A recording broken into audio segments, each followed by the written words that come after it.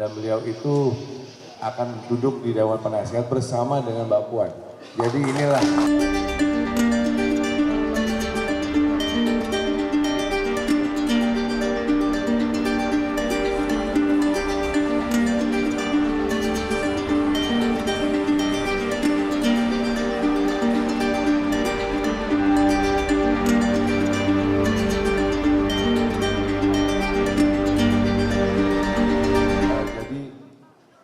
Mbak Yeni akan bergabung itu di struktur tim pemenangan nasional dan beliau itu akan duduk di Dewan Penasehat bersama dengan Mbak Puan. Jadi inilah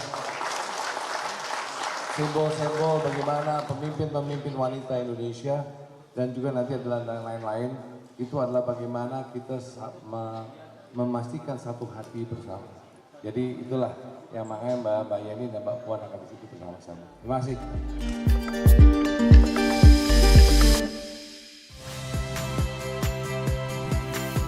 Saya Radi Saputro.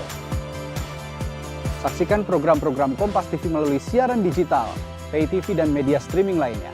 Kompas TV, independen, terpercaya.